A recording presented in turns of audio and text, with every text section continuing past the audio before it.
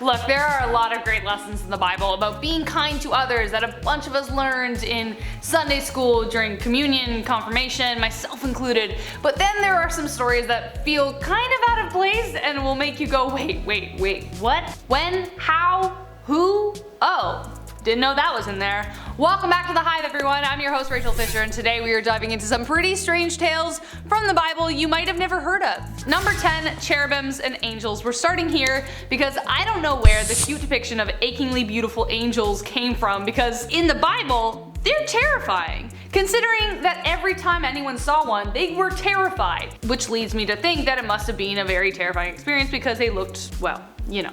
I mean, a glowing orb or person coming down from the heavens would be shocking. But consider this description from Ezekiel 1. Also, out of the midst therefore came the likeness of 4 living creatures, and this was their appearance. They had the likeness of a man, and everyone had 4 faces, and everyone had 4 wings. And their feet were straight feet, and the sole of their feet was like the sole of a calf's foot, and they sparkled like the color of burnished brass. So they had cow feet and they sparkled, and they had the hands of man under their wings on the 4 sides. And as for the likeness of their faces, they 4 had the face of a man and the face of a lion on the right side, and they 4 had the face of an ox on the left side. They 4 also had the face of an eagle. So for some reason, we've confused the little baby angel things on church ceilings for the horrifying 4-faced half animal half man creature that would fly around. Apparently the image we have of cherubims today, the cute chubby faced baby ones, were a copycat of the Greek and Roman depiction of Cupid, and we know cherubims are important guardians in the Bible,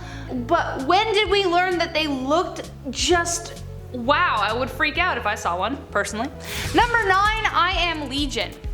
This next one appears in Mark 5, 1-9. This story should be terrifying were it not for the pigs. According to the Bible, Jesus came across a man with an unclean spirit who screamed in the mountains. The man would cut himself, and he would not be bound by any chains, as he would tear them off him with ease. But when he saw Jesus, he ran to him begging for help. But then he condemned Jesus in a loud voice, for which Jesus responded, "Come out of the man, thou unclean spirit." And he asked him, "What is thy name?" And he answered, saying, "My name is Legion, for we are many." Here is where it changes from creepy to confusing. The man, or the demons, begged Jesus not to send them out of the country, but into a herd of swine, pigs, that were near the mountains. So Jesus obliged, and the demons flew from the man into the pigs, and then the now demon pigs ran into the sea and drowned. And there were also 2,000 of them, which means some poor farmer lost his business for that year. Why did the demons want to stay in the country so bad and then drown themselves? Did the host need to die in order for them to be released, or did they turn into dolphins? Like, these are the questions we all need answered. Number 8, never tease a bald guy. Kings 2, 23-24. Teasing is wrong. Making fun of people, not cool in general. But should they meet a violent death in return? No, probably not. I think we can all agree reconciliation is better. According to this chapter in the Bible, Elisha was a wise old man who was sadly going bald.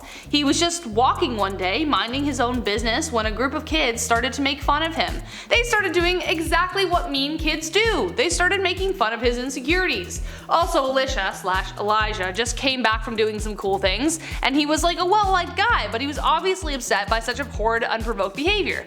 So he looked back at them and cursed them in the name of the Lord. What happens next? 2 female bears from the forest come over and maul the rascals to death. So violent. Why? Just smack them on the hand and teach them a lesson. That's very, very harsh, and I didn't know that happened. So moral of the story, don't tease a bald guy. Number 7, Lilith versus Eve. Okay, so apparently the only time Lilith is ever alluded to in the Bible is in Isaiah 34 as the screech owl. But beyond that, there is no mention of Lilith before Eve in the creation story, at least in the King James Bible as I found. But she is called Lilith in DBT, the Darby translation. Here's what's confusing. Why does she appear so much in our lore? She actually appears as a she-vampire in the legends of the Talmud as Adam's first wife, who was born from earth like him, not from his rib. Then according to the medieval work of the alphabet of Ben Sirach, he recounts her story in more detail. After she was created, they immediately fell out and Lilith left Eden. Divorce. God sent 3 angels after her to convince her to return, but she denied them. God said that if she didn't return, 100 of her children would die every day. She agreed to the terms, but then said that up until a boy is 8, she will have power over them, and the same thing until a girl is 20. Unless they had angels written on a talisman, then she would do them no harm. So that's very confusing. I don't know how they arrived at that arrangement. But considering Lilith is only mentioned in the Christian Bible once, how has she become such a prolific character in the creation story? She's depicted in multiple TV shows as a leader in the apocalypse, but so little is really known about her unless you cross things over to other texts. So fascinating and confusing. Number 6, the Nephilites, Genesis 6, 1-14. Giant angel hybrids. Yeah, you heard me right. In Genesis 6, the Bible mentions that the Nephilim were on the earth in those days. When man began to multiply on the face of the land and daughters were born to them, the sons of God saw the daughters of man were attractive, and they took as their wives any that they chose. Then the Lord said, "My spirit shall not abide in man forever, for he is flesh, his days shall be 120 years. Also, we used to live forever. What? The Nephilim were on the earth in those days and also afterward when the sons of God came into the daughters of man and they bore children to them. So these are the children of the sons of God. Then later they are described as giants when Numbers 13, the land we explored devours those living in it and all the people we saw there are great size. We saw the Nephilim there, the descendants of Anak come from the Nephilim. We seemed like grasshoppers in our own eyes and we looked like the same to them." I'm not sure what's going on here. Were the sons of God men on earth? Or was the Bible referring to angels mating with human women so they could give birth to giant babies? It's just a whole smorgasbord of confusion. Number 5, Noah cursed his grandson. So most people know the story of Noah and the ark and how by order of God, he built the ark to save his family and friends, but then just God destroyed the rest with a massive flood. But apparently seeing him naked was like a massive offense. So God said to Noah to go ahead and populate the earth, and God made a covenant with Noah that he would never drown the earth again. As a reward, he gave Noah everything, and to celebrate, Noah grew a vineyard and got drunk on the wine. So drunk that he passed out, naked. Noah's son, Ham, then found him, told his brothers, and they grabbed a cloth, backed up, so they wouldn't see him, and put the cloth over his naked body. But when Noah woke up, he was angry that his son Ham had seen him naked, so he cursed his grandson Canaan. He said, "Cursed be Canaan, the lowest of slaves will be his brothers." Canaan was Ham's son, who had done nothing wrong, but then he was cursed to be a slave for the rest of his life. It just made no sense. Number 4, a talking donkey. Numbers 22, 28-30. I learned select stories growing up in the background of my religious education, but somehow this one escaped me. I didn't know about this one. The story of Balaam's donkey is often overlooked, probably because the reason it's there is a bit confusing. One day, while Balaam was riding his donkey, the angel of the Lord appeared in the road, so the donkey tried to swerve. Balaam beat her back onto the path. Then the angel moved to a corner that provided no alternative route, so the donkey just laid down. Then, and I quote, "Then the Lord opened the donkey's mouth, and it said to Balaam, 'What have I done to you to make you beat me these 3 times?' Balaam answered the donkey, 'You have made a fool of me. If only I had a sword in my hand, I would kill you right now.'" Escalated very quickly. Also, he didn't even acknowledge that his donkey is now talking to him. The donkey said to Balaam, "Am I not your own donkey, which you have always ridden to this day? Have I been in the habit of doing this to you?" "No," he said. Pretty reasonable conversation, I like his argument. But Balaam didn't seem at all shocked that his donkey was speaking to him, and wasn't even grateful for the fact that the angel was trying to kill Balaam and the donkey actually saved his life. But my question is, did the donkey continue to speak after this? Number 3, a questionable marriage offer. Samuel 18, 25-27. We all know what it's like to be in love. Heck, stories about people climbing mountains and defeating foes for their love are riddled throughout history. But when Saul told David what he had to do in order to marry his daughter Michelle, he did not expect what the demand was going to be, but he did it anyway, because David is a good guy. Good guy David. Saul wasn't a huge fan of David, and no one really understood why, besides the fact that God really loved David and Saul was jealous. But in fact, everyone loved David, especially his daughter Michelle. His plan was to ensnare David by making him his son-in-law, and David, being a good guy David, accepted though he had nothing to give. So Saul told his servants to tell David, "The king wants no other price for the bride than 100 Philistine foreskins to take revenge on his enemies." Whew, that's brutal. Saul's plan was to have David fall by the hands of the Philistines. He never actually planned for him to come back with all of these foreskins. But David, being good guy David, came back, counted the skins in front of him.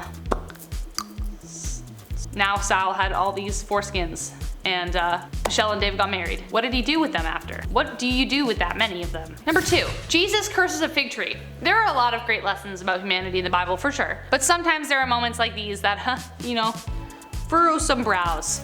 In Mark 11, when Jesus comes to Jerusalem as king, there is a very peculiar moment where Jesus curses a fig tree. The passage goes as follows.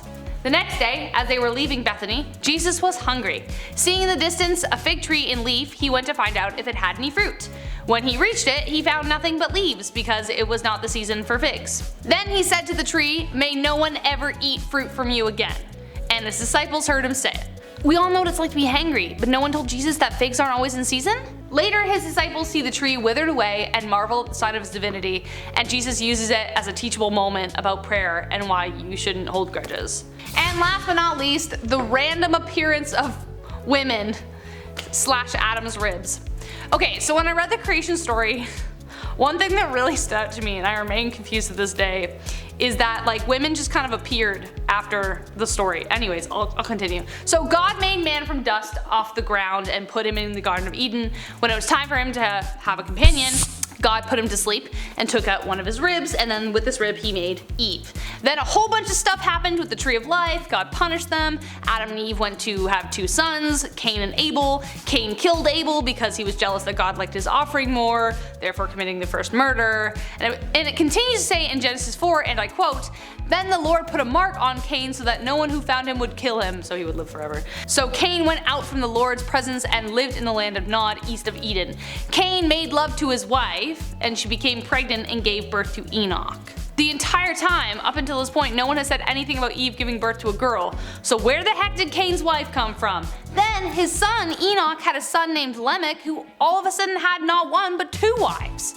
Apparently Adam and Eve did have 20 or some odd daughters, but why in the entirety of the creation story? And I read all of it. They are not mentioned. They just say they had sons and daughters. Where were they? No idea. And that was our list for today. I hope you enjoyed it and found some levity in it. I had fun writing it and revisiting some old times. If you like this video and want to see more, make sure to smash that like button and subscribe. What's a story that blew your mind that maybe you learned as a kid? Let us know in the comments. I've been your host, Raechel Fisher, and until next time, stay sweet bees.